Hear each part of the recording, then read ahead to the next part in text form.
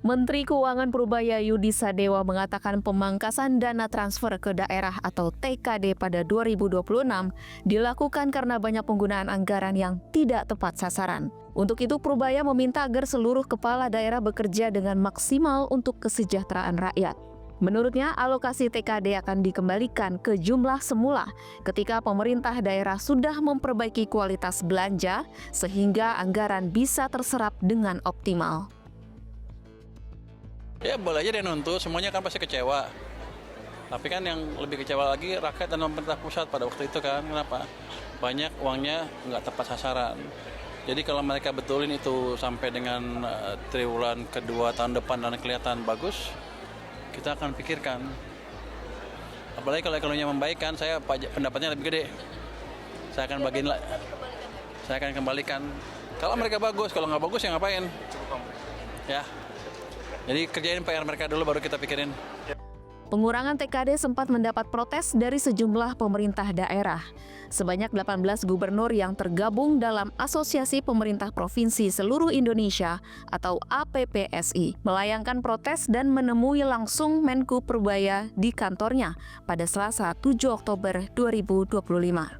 Adapun alokasi TKD secara nasional dalam rancangan APBN 2026 turun menjadi Rp649,99 triliun dibandingkan pada 2025 yang menyentuh angka Rp919,9 triliun.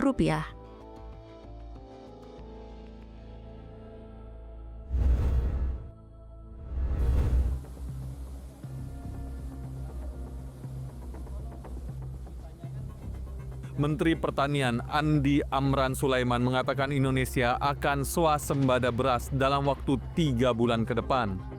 Target waktu ini jauh lebih cepat dari target awal Presiden Prabowo Subianto, yaitu 4 tahun.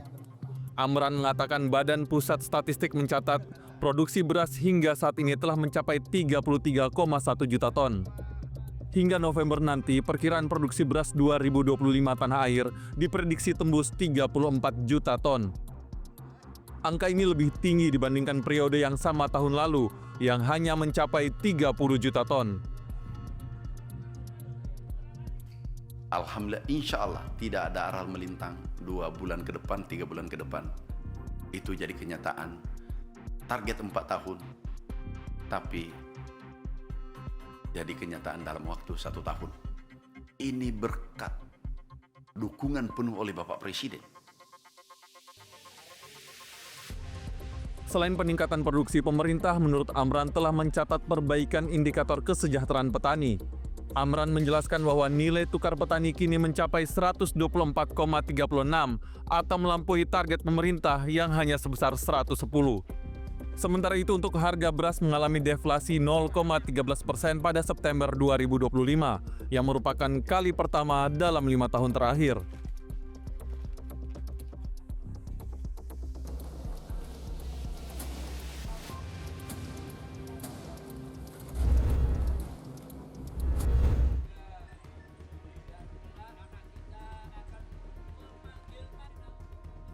Tim Disaster Victim Identification atau DVI Polda Jawa Timur kembali berhasil mengidentifikasi 8 jenazah korban ambruknya bangunan Pondok Pesantren Ponpes Al-Khozini, Sidoarjo, Kamis pekan ini.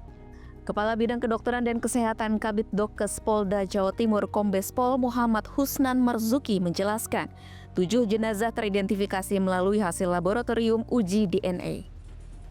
Selain itu, tim DVI juga melakukan pencocokan data antemortem dengan postmortem berupa rekam medis, susunan gigi, dan properti atau kepemilikan barang yang dikenakan korban. Masing-masing korban teridentifikasi berusia 14 hingga 16 tahun. Sampai dengan hari ini, tim gabungan telah berhasil mengidentifikasi total 48 korban dari 67 kantong jenazah yang diterima. Saat ini proses operasi DVI masih berjalan dengan melakukan pendalaman antemortem dan postmortem.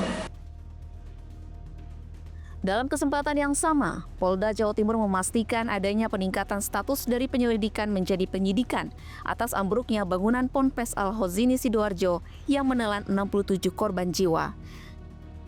Sementara tersisa 19 jenazah santri yang masih dalam proses identifikasi di Pos Komando Posko DVI Rumah Sakit Bayangkara Polda Jawa Timur, Surabaya.